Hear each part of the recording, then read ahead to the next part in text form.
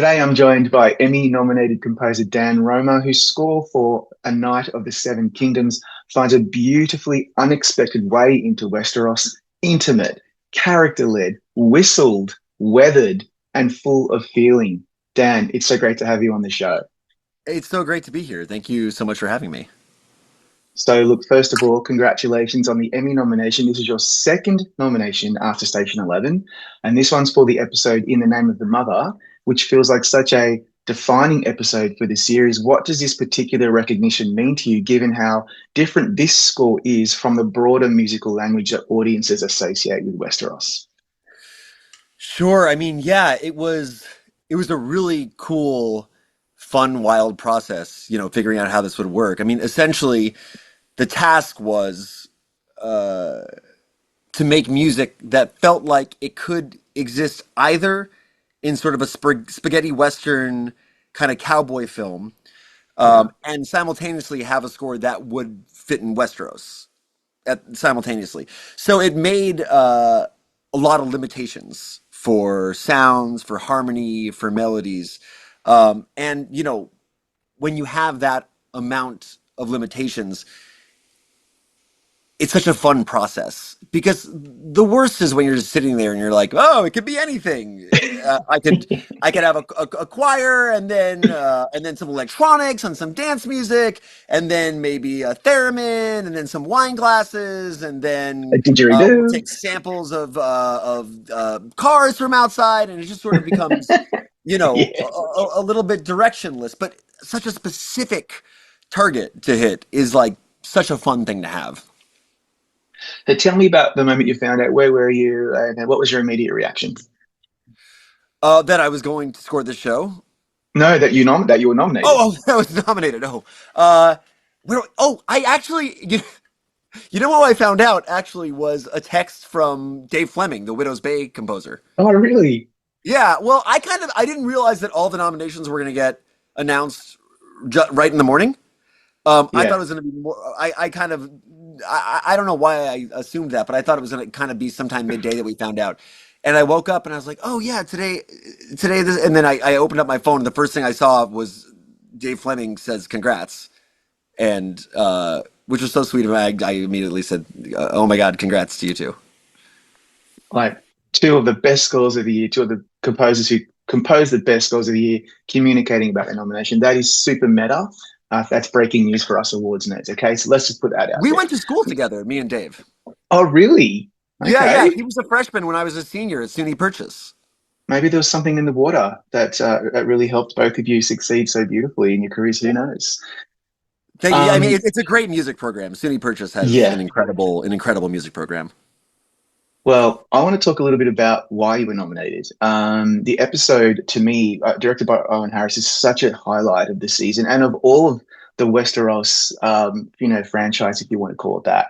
And there's three tracks that we're going to talk about today. The first one's called "In the Name of the Warrior," which accompanies the dramatic pre-battle vows and the heavy tension leading up to that incredibly choreographed clash of the Trial of the Seven. So let's listen to this. I'm starting it towards the middle. Here we go.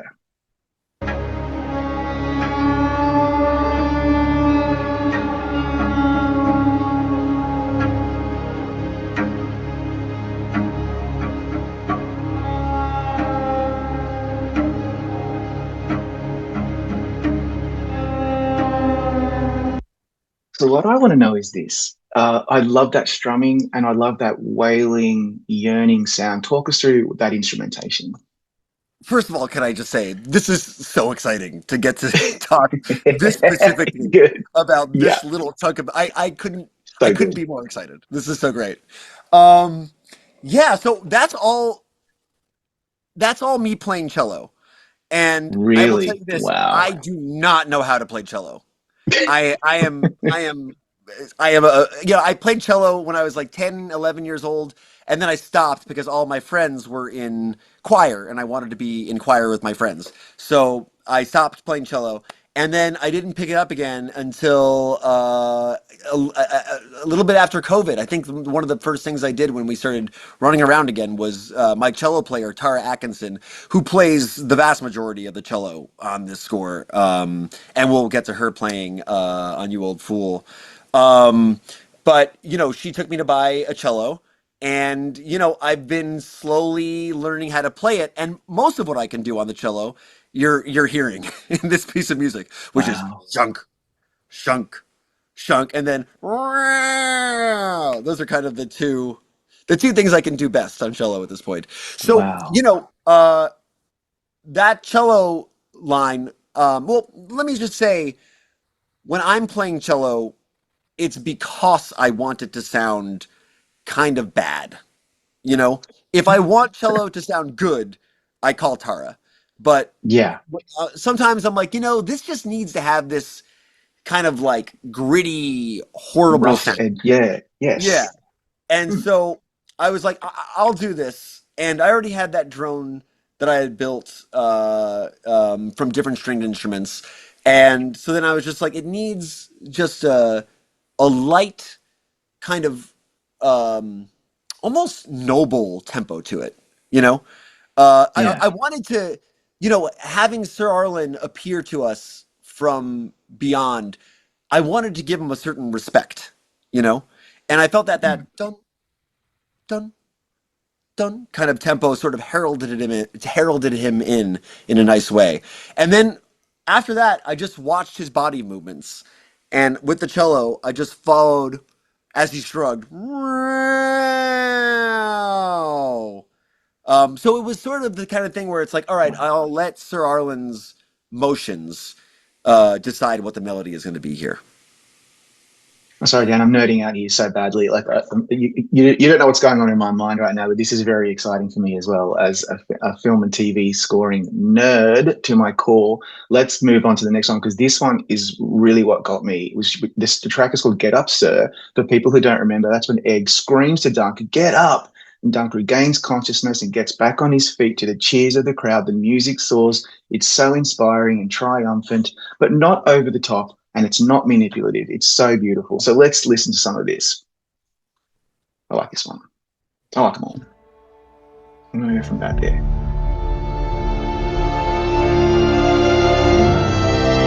Oh, that chord progression.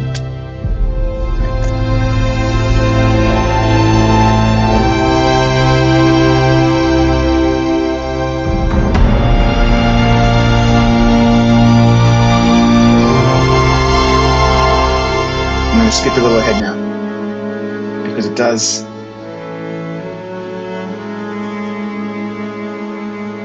There's so much to talk about. Dan, talk us through it. Yeah, so this was a very specific task from Mm-hmm. our showrunner Ira, um, and he said this moment is sort of four smaller moments that are happening.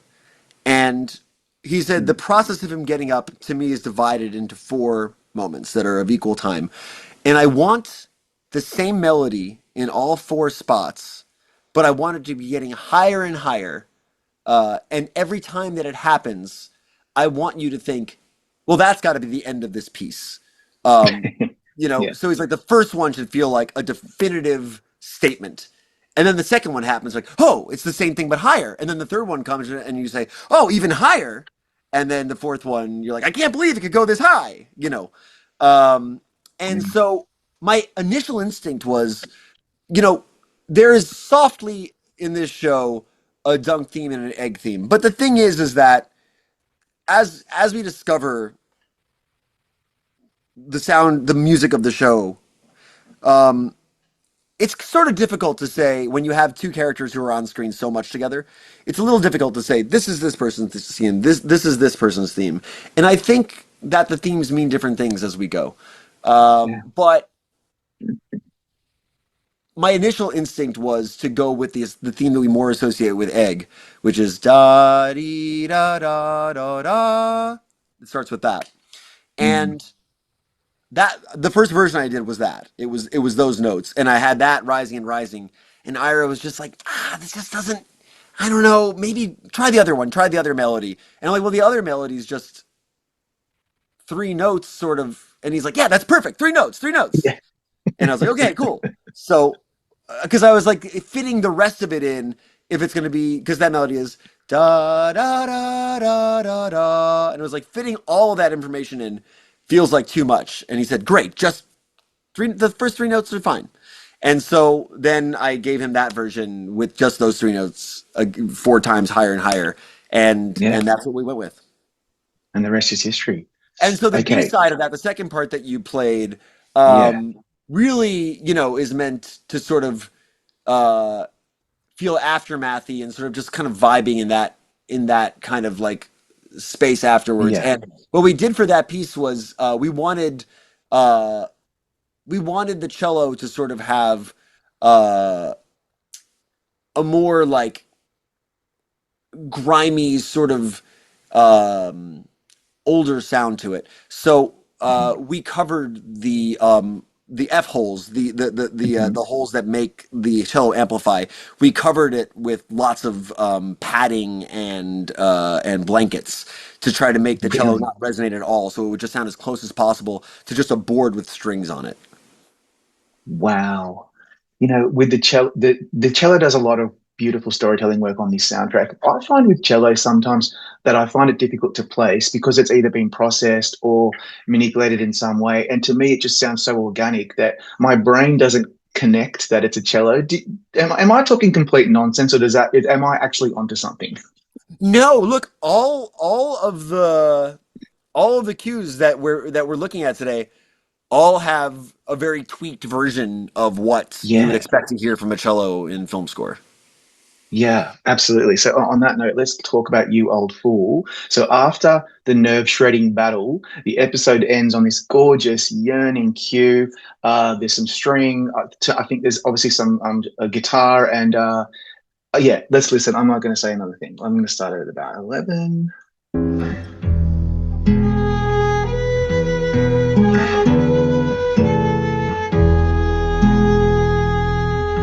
So beautiful.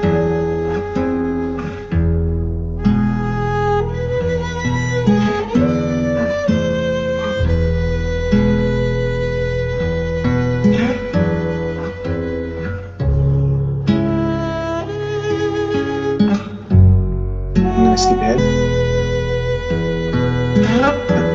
I love those strum notes. Beautiful. Talk us through it. So beautiful. Oh, thank you so much. I really appreciate it. Um, yeah, I mean, this is a piece where the two there, it's a duet piece essentially. There's a little bit of like, bass and piano behind stuff, but it's mainly the guitar and the cello. And the guitar is representing Sir Arlen. It has this sort of forward momentum kind of figure going. It's sort of ticking along with a steady tempo. And then and when I played that, I didn't want it to feel uh, extremely rigid. So I played it without any kind of metronome, any kind of click track. Generally, when you are working on a piece of music, you have a metronome uh, keeping you on tempo. And I decided on this one that I wanted to just play. I didn't want to have a rigid tempo I was working to. And I don't change tempos really. It's not like moving No. around a lot, but I just wanted to have the organic sound of a person just playing. So I just watched the video uh, and sort of followed along. How loud to play, how if I wanted to slow down or speed up a tiny bit or not. And then I made my own click track of me just clapping along to the guitar so that it would be easier for Tara, our cellist, to play to. So then Tara Right. is playing the cello, which represents young Dunk. So in this cue, we're flashing back to the meeting of Dunk and Sir Arlen, and Dunk following Sir Arlen on this journey. And Dunk's a child, and I thought that the best way um, to represent Dunk, because we've been representing Dunk so often with this big low cello sound, and I thought it would be cool then to have the cello play very high play in a very high Mm, range. And the thing is, I could have gotten a violin player or a viola player, which would have been much more in range for those instruments to play that line. But I wanted this sort of like shaky, tentative feeling that comes yeah. from playing cello very high. So she's playing the entire solo way up on the fingerboard on the top two strings.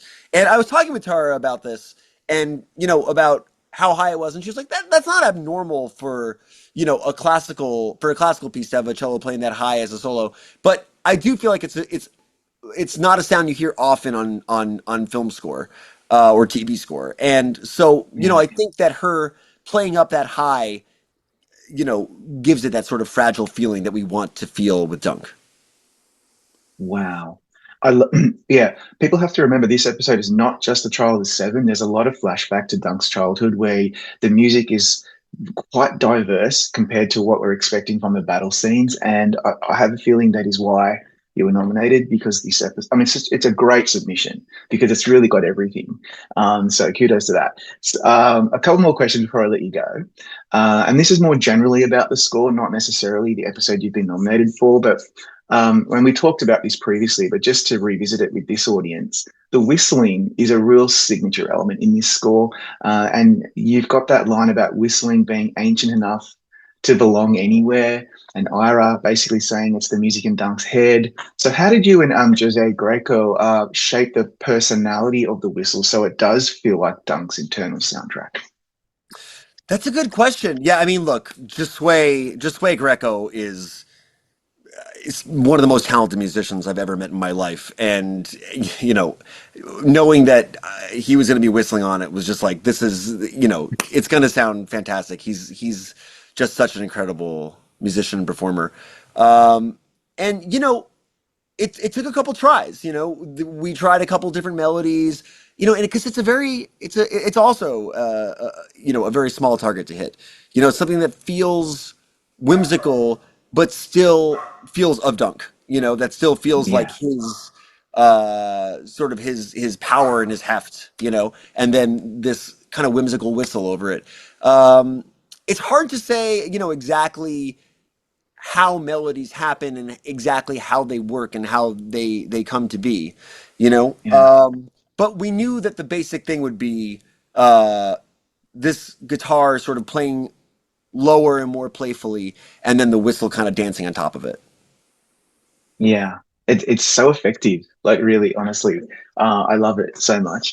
The other part of the score that I love that I want to revisit with you is the end credits cue, the moment Dunk finally belongs in Westeros, where your theme and of course Ramin Djawadi's famous Game of Thrones theme locked together. It's one of the most beautiful pieces of music that I have ever heard, and I think that's the same thing that Ira has said to you in the past. I want to know how you approach stitching the two worlds together because it feels really earned rather than just imposed as some kind of gimmick. Let's play a little bit first. All right, let's do this. Okay, I'm going to do it from about 107.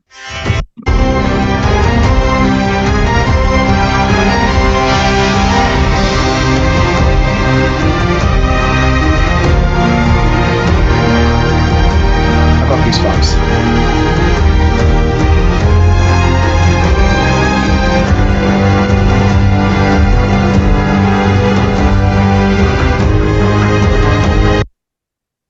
I have no words. Thank you. Yeah, I mean, this is not something that I knew I was going to do until it was happening. You know, uh, and I had Mm. written all the rest of the music leading up to four by the time I knew that this was the task. Um, Wow. so I had uh, this thematic information that's in Arrival in Ashford in the rest of the show, and it's this waltz that that we were just hearing the melody of. And thankfully, both Dunk's theme and the main Game of Thrones theme are waltzes, because it Yeah. made it a lot easier to stitch them together. Um, but yeah, you know, the privilege of getting to put the Game of Thrones riff over a melody that you wrote is one of the most exquisite. I can't explain how cool it was to get to write something and then take the Game of Thrones riff and move it around from chord to chord. Like no Yeah. one is allowed to do that. So this was like one of the most unique musical experiences that